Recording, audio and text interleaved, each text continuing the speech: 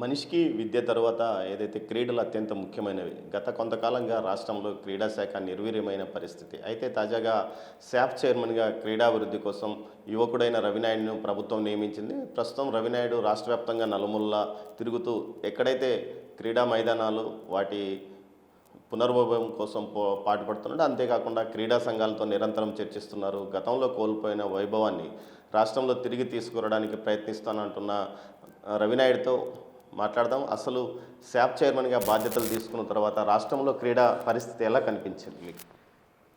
బాధాకరంగా ఉంది, బాధేస్తుంది. నేను విద్యార్థి సంఘ నాయకుడిగా ఉన్నాను, మీ అందరికీ తెలుసు. గతంలో కూడా క్రీడల యొక్క ఆవశ్యకతను, క్రీడలు ఈ రాష్ట్రంలో కాదు, ఈ దేశం కాదు, ఈ ప్రపంచం అంతా క్రీడా రంగం వైపు మొగ్గు చూస్తుంటే, ఎందుకంటే క్రీడ ఒక ఎమోషన్, ఆరోగ్యం ఒకటి, ఈ దేశ గౌరవంగా భావిస్తాం. మనం కానీ మెడల్ కానీ సాధిస్తే మన దేశం గెలిచిందిగా భావిస్తాం. అలాంటి క్రీడల్లో మన పిల్లలు మన రాష్ట్రం నుంచి ఎందుకు రాణించలేకపోతున్నారని అంతర్మదనం గతంలో ఉండేది. నేను శాప్ చైర్మన్ అయిన తర్వాత గత 5 సంవత్సరాలు క్రీడా అభివృద్ధికి ఏం జరిగింది, ఏం చేశారని చూసినాక ఆశ్చర్యంగా ఉన్నది, బాధేస్తుంది. ఇంత అనాలోచిత నిర్ణయాలు కలిగిన వ్యక్తి, బ్రాడ్ మైండ్ లేని వ్యక్తి, క్రీడల పట్ల మక్కువ లేని వ్యక్తి, క్రీడలు అంటే పబ్జీ గేమ్లు అనుకున్న వ్యక్తి రాష్ట్ర ముఖ్యమంత్రి అవడం, గతంలో మంత్రిగా పనిచేసిన రోజా కావచ్చు, శాప్ చైర్మన్గా పనిచేసిన వ్యక్తులు కావచ్చు, ఎవరిని చూసినా వాళ్ళందరూ కూడా రాజకీయాలకు పరిమితం అవ్వడం, క్రీడలను కూడా రాజకీయాలకు వాడుకోవడం, ఇన్ఫ్రాస్ట్రక్చర్ మీద దృష్టి పెట్టకపోవడం, క్రీడా సంఘాలతో సమన్వయం చేసుకోకపోవడం. అసలు ఈ రాష్ట్రంలో గతంలో చంద్రబాబు నాయుడు గారు 2014-19లో నిర్మాణాలకు శ్రీకారం చుట్టి ఇన్ఫ్రాస్ట్రక్చర్ మీద దృష్టి సారించి ముందుకు తీసుకెళ్తున్న వాటన్నిటిని ఆపేయడం, పూర్తి స్థాయిలో 4 సంవత్సరాల 6 నెలలు క్రీడా రంగాన్ని పూర్తిగా అధపాతాళానికి తొక్కేసి లాస్ట్ మూమెంట్లో 119 కోట్లు విడుదల చేసి అది ఆడుదాం ఆంధ్ర అంటూ రాజకీయాల్లో వేదికగా చేసుకోవాలి, ఓట్ల కోసం దండుకునే కార్యక్రమం తీశారు. ఇవన్నీ చూసిన తర్వాత 90%, 80% పూర్తయ్యి అసంపూర్తిగా ఉన్న క్రీడా వికాస్ కేంద్రాలు 5 సంవత్సరాలు సార్, 5 సంవత్సరాలు ఇక్కడే ఎక్కడో దాకా చంద్రగిరి నియోజకవర్గంలో ఆ రోజు క్రీడా వికాస్ కేంద్రం, కాళహస్తిలో కానీ నగిరిలో కూడా, సొంత నియోజకవర్గంలో నగిరిలో కూడా, ఇలా చెప్పుకుంటూ పోతే కడప జిల్లాలో ఆయన సొంత మాజీ ముఖ్యమంత్రి సొంత జిల్లా హెడ్ క్వార్టర్ కడప జిల్లాలో కూడా, ఇటు విజయనగరం స్టేడియం కానీ, ఇలా చూసుకుంటూ పోతే 10 లక్షలు, 15 లక్షలు, 20 లక్షలు ఖర్చు పెట్టింటే ఆ స్టేడియంలో పూర్తయ్యి పిల్లలకు అందుబాటులో ఉండేది. ఇవన్నీ చూసి నిరుపయోగంగా ఉన్న రాష్ట్రం అంతా తిరుగుతున్నప్పుడు ఆ పిచ్చి మొక్కలు బలిసిపోయి ఆ ప్రాంగణాలంతా అంత డబ్బు ఖర్చు పెట్టి అవన్నీ నిరుపయోగంగా ఉన్నప్పుడు ఏంటి అన్న బాధేసింది. ఎట్టి పరిస్థితుల్లో వీటిని ప్రక్షాళన చేయాలి, మళ్ళీ సమర్థవంతంగా ఇన్ఫ్రాస్ట్రక్చర్ మీద దృష్టి పెట్టాలి, పిల్లలకు అందుబాటులోకి రావాలి. ఇంకొక ఆశ్చర్యమైన విషయం ఏంటంటే 5 సంవత్సరాలు స్పోర్ట్స్ పాలసీ లేదు. స్పోర్ట్స్ పాలసీ లేకుండా 5 సంవత్సరాలు గడిపిన ఏకైక ప్రభుత్వం నాకు తెలిసి ఈ భారతదేశంలో మొన్న 5 ఏళ్ళు ఉన్న వైఎస్ఆర్సీపీ ప్రభుత్వం. ఇది ఏదైతే మేము ఆడదాం ఆంధ్ర పేరుతో గ్రామాల్లోనూ, పట్టణాల్లోనూ, నగరాల్లోనూ, ఇంటింటిలోనూ క్రీడాకారులను తయారు చేస్తామని చెప్పారు. అందుకోసం ప్రతి క్షేత్రస్థాయి నుంచి అటు రాష్ట్ర స్థాయి వరకు మేము పోటీలు పెట్టామని చెప్తున్నారు. మీరైతే దాంట్లో అవినీతి జరిగింది అది ఇదని మీరు ఎందుకు అంటున్నారు? ఏ ఇంట్లో ఆడిచ్చారు? రోజా ఇంట్లో ఆడిచ్చారా? వాళ్ళ కూతురు BMW కొనుక్కొని ఆడుకుంటా, కొడుకు ఏదో గిఫ్ట్ కొనిచ్చారు. లేకపోతే జగన్మోహన్ రెడ్డి ఇంట్లో కొనిచ్చారా? లేకపోతే బైరెడ్డి ఇంట్లో కొనిచ్చారా? ఎవరి ఇంట్లో ఏం కొనిచ్చారు, ఏం ఆడారు, ఏంది? మేము కూడా అడుగుతున్నాము. మేము ఆరో ప్రతిపక్షంలో ఉన్నప్పుడు మేము అడిగాము, అసలు ఆడుదాం ఆంధ్ర యొక్క ఆవశ్యకత ఏంటి, ఎవరిని గుర్తించడానికి, ఏ క్రీడాకారుని గుర్తించడానికి మాకు ఆ రోజు అడిగాం. ఈరోజు శాప్ చైర్మన్గా నేను ఫస్ట్ బాధ్యతలు తీసుకుని ఫస్ట్ రివ్యూ అదే. మా మంత్రి గారు అడిగారు, మొన్న అసెంబ్లీలో మా ఎమ్మెల్యేలు అడుగుతున్నారు. మేము ఒకటే, ఆడుదాం ఆంధ్ర అనేది ఒక పెద్ద కుంభకోణం, స్పష్టంగా ఉన్నాం, దాంట్లో రాజీ పడే ప్రసక్తే లేదు.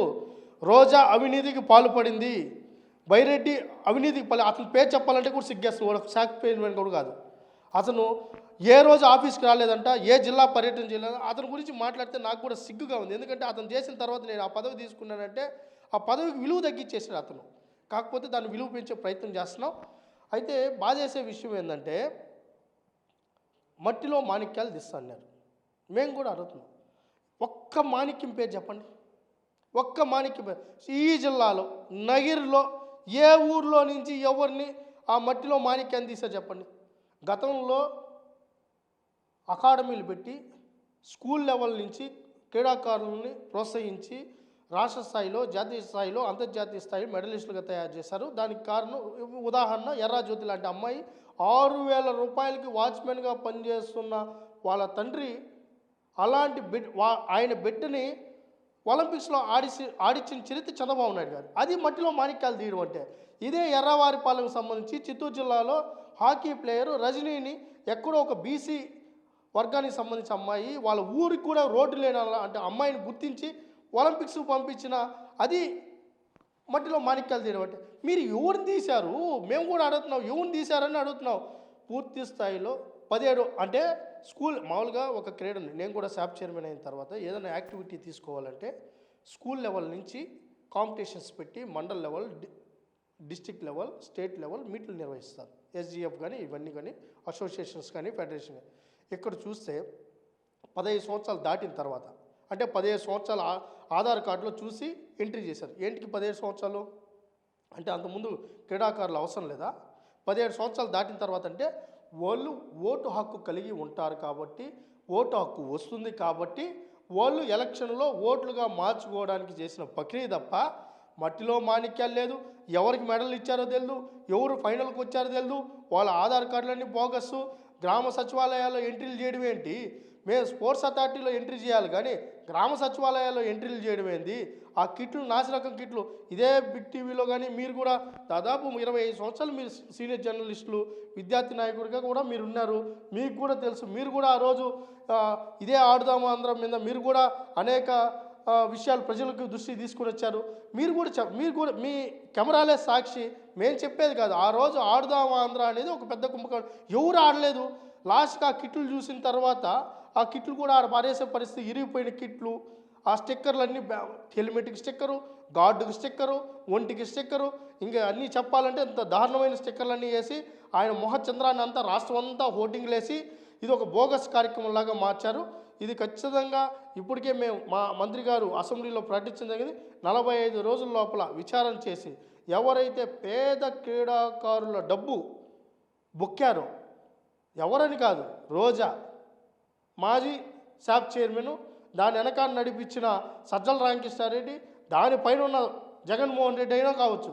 ఇది ఒక శాఖతో పరిమితం కాదు. ఐఎన్పిఆర్ శాఖ ఉంది, ఆర్ఎన్బి ఉంది, పంచాయతీరాజ్ ఉంది. అన్ని శాఖలు దీంట్లో ఇన్వాల్వ్ అయినాయి. ఏ శాఖల్లో ఎవరెవరు పాత్ర ఎంత ఉందో నిగ్గుదేలుస్తాం. వాళ్ళందరూ బాధ్యత వహించాల్సిందే. అంటే ఈ ఆడదామ ఆంధ్ర ఒకటే కాదు, ఈ ఏదైతే ఈ అకాడమీలకు సంబంధించి స్పోర్ట్స్ యూనియన్స్ కానీ ఇవన్నీ సంఘాలు కానీ పూర్తి స్థాయిలో రాజకీయ నాయకుల చేతుల్లో ఉన్న పరిస్థితి. వీటిని ఎలా ప్రక్షాళన చేయబోతున్నాం?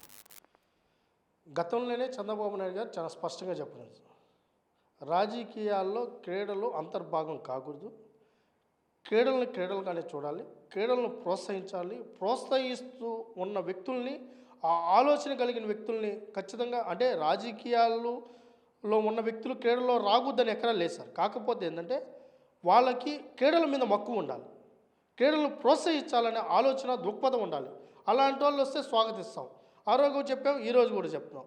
అయితే బాధాకరమైన విషయం ఏంటంటే క్రీడల్ని రాజకీయాలకు వాడుకుంటున్నారు. క్రీడా రంగాన్ని పూర్తి స్థాయిలో, ఎందుకంటే సినిమా క్రీడ అనేది దీనికి కులం ఉండదు, మతం ఉండదు, ప్రాంతం ఉండదు, ఒక ఎమోషన్. ఖచ్చితంగా ఎవరైనా ఈరోజు మన క్రికెట్లో మెడల్స్ వస్తే దేశం మొత్తం సంబరాలు చేసుకున్నా అంటే మన గౌరవంగా చూస్తాం మనం. అలాంటి క్రీడల్ని ఈ రాష్ట్రంలో కేవలం రాజకీయాలకు వాడుకోవడం బాధాకరం. అసోసియేషన్లు బెదిరించారు, వాళ్ళ రిజిస్ట్రేషన్లు పక్కదారి పట్టించి వాళ్ళకి కావాల్సిన వాళ్ళని తీసుకొని వచ్చి పెట్టారు. ఫెడరేషన్లను బెదిరించారు. ఒలింపిక్ అసోసియేషన్ కూడా గందరగోళంగా ఉంది. ఇవన్నీ చూసినప్పుడు ఏమవుతుందంటే మాకు కూడా దీన్ని ఖచ్చితంగా ప్రక్షాళన చేయాలి. గతంలో చంద్రబాబు నాయుడు గారు అదే పరిస్థితిలో గతంలో ఒక 2 ఎంపీలు తెలుగుదేశం పార్టీలో ఉన్నప్పుడు ఎంపీలు 2 ఒలింపిక్ అసోసియేషన్లో ఇన్వాల్వ్ అయితే చాలా కఠినంగా వ్యవహరించడం జరిగింది. మీరు నిజంగా క్రీడలను ప్రోత్సహిస్తే నేను సహకరిస్తాను, అంతేగాని క్రీడలను రాజకీయాలకు వాడుకోవాలంటే ఉపేక్షించేది లేదని చెప్పి ఆ 2 ఎంపీలని రిజైన్ చేయమని చెప్పి ఒలింపిక్ అసోసియేషన్ నుంచి చాలా సూటిగా చెప్పడం జరిగింది. కానీ గత 5 ఏళ్ళు చూసినప్పుడు సజ్జల రామకృష్ణారెడ్డి ఛాంబర్లో, విజయసాయిరెడ్డి ఛాంబర్లో, సుబ్బారెడ్డి ఛాంబర్లో క్రీడా సంఘాలను కూర్చోబెట్టుకోవడం, బెదిరించడం, రిజిస్ట్రేషన్లు మార్చేయడం, వాళ్ళకు కావాల్సిన అసోసియేషన్లు అధ్యక్షులుగా పెట్టుకోవడం అదొక బోగస్ వ్యవస్థలాగా నిండిపోయింది. వాటన్నింటినీ ప్రక్షాళన చేస్తున్నాం. ఇప్పటికే 5 సంఘాలని ఇంకోటి బాధాకరమైన దీంట్లో సర్టిఫికెట్లు బోగస్ సర్టిఫికెట్లు కూడా ఈ సంఘాల ముసుగులో బోగస్ సర్టిఫికెట్లు కూడా మా దృష్టికి వచ్చాయి. వాటిని కూడా చెక్ పెట్టేదానికి డీజీ లాకర్ సిస్టమ్ తీసుకొని వచ్చాం. ఇప్పటికే 5 అసోసియేషన్లని సరిదిద్దే ప్రయత్నం చేసాం. ఇంకా అసోసియేషన్లు సరిదిద్దే ప్రయత్నం. ఒక గేమ్ ఒక అసోసియేషన్ ఉండాలనేది మా దృక్పథం ఖచ్చితంగా. ఎందుకంటే క్రీడా రంగం అభివృద్ధి వైపు పిల్లలు ఉన్నారు, ఇబ్బంది పడుతున్నారు. ఈ సంఘాల మధ్య రోజు జిల్లాకు ఒక సంఘం ఉంటుంది. దానివల్ల ఎవరి ద్వారా ఆడాలో కూడా వాళ్ళకి గందరగోళమైన పరిస్థితి నెలకొంది. మా ప్రభుత్వ ఆలోచన, శాప్ ఆలోచన ఒకటే, క్రీడాకారులను అభివృద్ధి పరచడం, క్రీడాకారులకు సహకరించడం, క్రీడా రంగాన్ని ప్రోత్సహించడం. తద్వారా మేము స్పోర్ట్స్ పాలసీ కూడా ది బెస్ట్ స్పోర్ట్స్ పాలసీ ప్రకటించింది. ఒకప్పుడు Haryana the best sports policy అన్నారు. ఈరోజు దాన్ని చూసినప్పుడు ఏంటంటే ఆంధ్రప్రదేశ్ చంద్రబాబు నాయుడు గారు స్పోర్ట్స్ పాలసీ ప్రకటించిన తర్వాత the best sports policy Andhra Pradesh అనే పరిస్థితి తీసుకొచ్చారు. ఇన్సెంటివ్స్ కూడా అబ్నార్మల్గా పెంచాం. దాంతోపాటు రిజర్వేషన్స్ కూడా పెంచాం. 2% నుంచి 3% ఉద్యోగ రిజర్వేషన్ పెట్టాం. డైరెక్ట్ యూనిఫామ్ జాబ్స్ని తీసుకొని వస్తాం.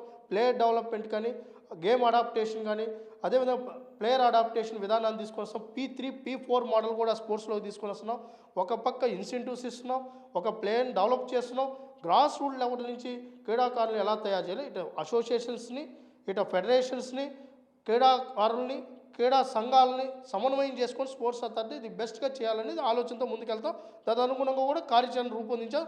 పాలసీలో కూడా ప్రకటించిందని ఖచ్చితంగా వితిన్ 6 monthsలో ఇవన్నీ షార్ట్ అవుట్ చేస్తాం.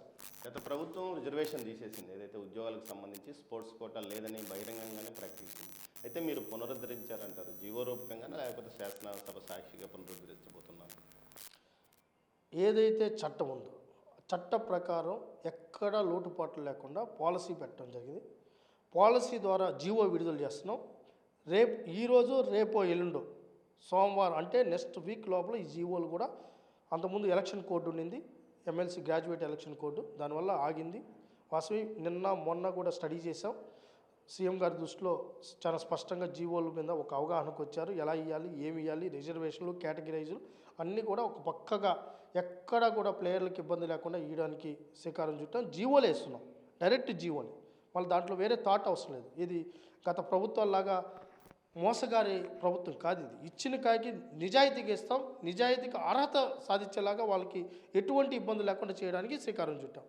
అదే మాదిరిగా ఈరోజు లోకేష్ గారు విద్యాశాఖ మంత్రి అవ్వడం క్రీడా రంగం చేసుకున్న అదృష్టంగా నేను అభివర్ణిస్తున్నాను. ఎందుకంటే లోకేష్ గారికి క్రీడల మీద మక్కువ ఉంది. మొదటి నుంచి ఆయన విద్యాశాఖ మంత్రి అయిన తర్వాత క్రీడలు ఎలా ప్రోత్సహించాలి, కింది లెవెల్ అంటే ప్రైమరీ స్కూల్స్ నుంచి క్రీడలు ఎలా ప్రోత్సహించాలని ఒక నిర్దిష్టమైన ఆలోచనతో ఉన్నారు, ప్రణాళికతో ఉన్నారు.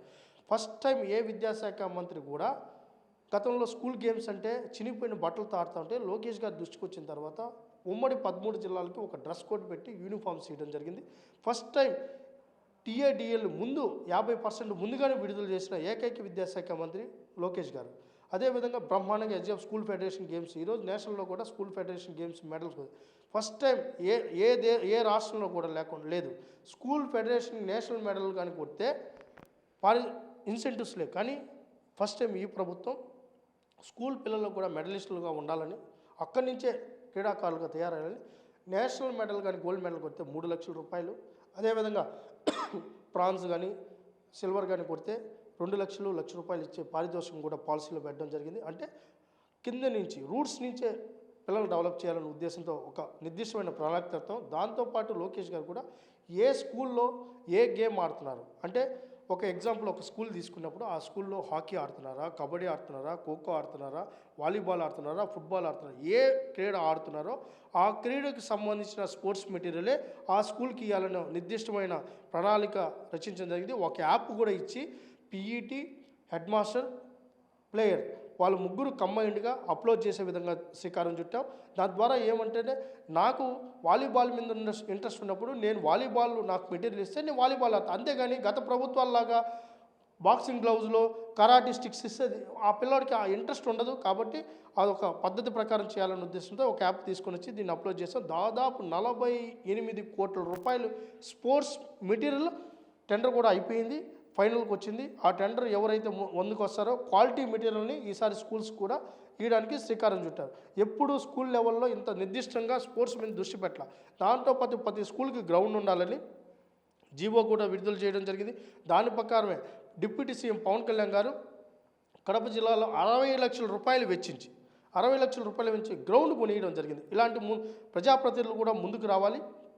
ప్రతి స్కూల్కి గ్రౌండ్ ఉండాలని జీవో ఇచ్చారు. తర్వాత పీఈటీలు కూడా పూర్తి స్థాయిలో, గతంలో పీఈటీలు అంటే వేరే వేరే డ్యూటీలు వేశారు. అలా కాకుండా పూర్తి స్థాయిలో క్రీడలకే వాళ్ళని పరిమితం చేయాలి, క్రీడాకారులు తయారు చేయాలని చెప్పి నిర్దిష్టమైన జీవో కూడా విడుదల చేయండి. ఇవన్నీ స్కూల్ లెవెల్లో, కాలేజీ లెవెల్లో, డిగ్రీ లెవెల్లో, యూనివర్సిటీ లెవెల్లో ఒక నిర్దిష్టమైన ప్రణాళికలతో వీళ్ళని గతంలో చంద్రబాబు నాయుడు గారు అకాడమీలు పెట్టి వీళ్ళందరినీ బాగా ట్రైన్ చేసి వాళ్ళని ప్లేయర్స్గా మార్చే పరిస్థితి ఉండేది. కానీ గత ప్రభుత్వం అకాడమీలు తీసేసింది. బడ్డనుగా ఉంది, భారంగా ఉంది. ఏంటి క్రీడాకారులు మీకు భారంగా కనిపిస్తున్నారా? బాధేసింది అవన్నీ.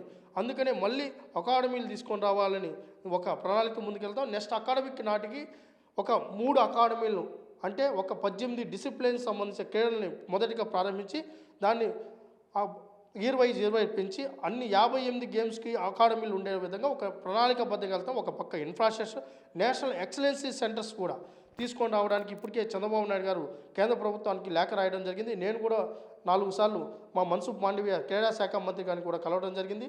కలిసి ఈరోజు మాకు national excellency centre, Khelo India training centre తిరుపతిలో పెట్టాలని, ఎక్సలెన్సీ సెంటర్ గుంటూరు, కాకినాడలో పెట్టాలని, కనాయికింగ్ గేమ్స్ కూడా ఇక్కడ రాయల చెరువులో, అదే విశాఖపట్నం పున్నమి ఘాట్లో పెట్టాలని, అడ్వెంచర్స్ గేమ్స్ కానీ, సైక్లింగ్ ట్రాక్స్ కానీ ఇవన్నీ ఒక నిర్దిష్టమైన ప్రణాళికతో ఎంత మంచి చేయాలో అంత మంచి చేయడానికి ఈ ప్రభుత్వం ముందుకెళ్తుంది.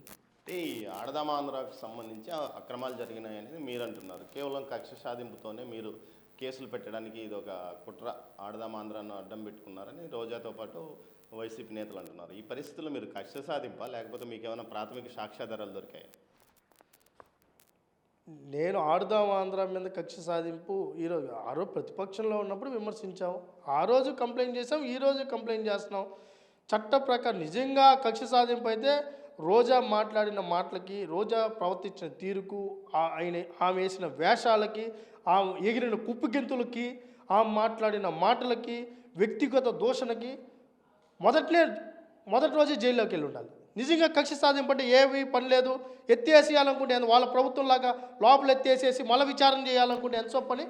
చంద్రబాబు నాయుడు గారు ఏ ఆధారాలు ఉన్నారని అరెస్ట్ చేశారు, కొల్లు రవీంద్ర గారిని ఏ ఆధారాలు ఉన్నాయని, అచ్చెన్నాయుడు గారిని ఏ ఆధారాలు ఉన్నాయని, ఒకరినా ఇద్దరిని ఎంతమందిని అరెస్ట్ చేయలేదు. అరెస్ట్ చేసిన తర్వాత ఆధారాలు తీశారు. కానీ నిజంగా మేము అరెస్ట్ చేయాలనుకుంటే ఈరోజు ఈ విధంగా నోరేసుకొని పడేసుకుంటుందా? మేము ఎప్పుడో ఎత్తి లోపలేసినాం. ఒక నిర్దిష్టమైన ప్రణాళికతో తప్పు చేయ బాధ. ఇప్పటికి వాదనలు చూడండి, బాధ. ఒక పేద క్రీడాకారులకు అందాల్సిన ఎస్సీ, ఎస్టీ, బీసీ ఎక్కడో కుగ్రామంలో ఉండి నేను ఒలింపిక్స్లో మెడల్ సాధించాలి, ఈ జాతీయ పతాకాన్ని నేను ఎగరవేయాలి, ఈ దేశ గౌరవాన్ని పెంచాలనుకుంటున్నా, ఆ క్రీడాకారుల డబ్బు తినేసి అడ్డగోలుగా కక్ష సాధింపు అని చెప్పి మాట్లాడితే దాన్ని ఏమనాలో కూడా మాకు అర్థం కాలేదు. అది పేద క్రీడాకారుల డబ్బు. మీరు బొక్కింది నిజమా కాదా అది చెప్పరు, తినింది నిజమా కాదా అది చెప్పరు. ఈరోజుకి ఆ కిట్లన్నీ మా డిఎస్సీలోనే ఉన్నాయి. నిజంగా మీరు అవినీతి చేయకపోతే క్రీడాకారులు ఎందుకు కిట్లు ఇసిరేసేసారు, ఎందుకు పారేశారు? మేము అడుగుతున్నాం సూటిగా. హోర్డింగ్స్ అంటే ఆడుదామా అంతా పబ్లిసిటీకి 21 కోట్లు పెడతారా? ఏంది ఇదంతా? గ్రౌండ్స్లో ఆడించకుండా ఎక్కడో మారుమూల ప్రాంతాల్లో ఎక్కడో ప్రైవేట్ ల్యాండ్లో ఎందుకు ఆడించారని అడుగుతున్నాం. ఇవన్నీ ఇప్పుడు మేము అధికారంలో ఉన్నాం, బాధ్యతాయుతంగా ఉన్నాం, చట్టం తన పని తను చేసుకొని పోతుంది. తప్పు ఉంది అని ఈరోజు వాదన కాదు, ఆ రోజు వాదన, ఈరోజు వాదన కాదు, ఆధారాలతో కూడా సిఐడికి ఇచ్చాం. చట్ట ప్రకారం చేయాల్సిన ప్రక్రియ ఉంది, దాని ప్రకారం ఉంటుంది. ఖచ్చితంగా ఇది మాకు వ్యక్తిగత సాధింపు ఎక్కడా లేదు. మేము ప్రజల డబ్బును కాపాడేదానికి వచ్చాం, ఈరోజు జవాబుదారీతనంతో ఉన్నాం, ప్రజల హక్కులను కాపాడేదానికి వచ్చాం. వాళ్ళ డబ్బు వాళ్ళకి ఇవ్వడానికి, వాళ్ళ అభివృద్ధి కోసం ఈ ప్రభుత్వాలు పనిచేయాలి. కానీ వాళ్ళ డబ్బుని జోబులో వేసుకోవడానికి ప్రభుత్వాలు, అధికారులు పనిచేసినప్పుడు ఖచ్చితంగా వాళ్ళు జైలు పాలు కాక తప్పదు. దాంట్లో రోజా అయితేవి, కూజా అయితేవి ఎవరైనా లోపలికి వెళ్ళాల్సిందే కదా.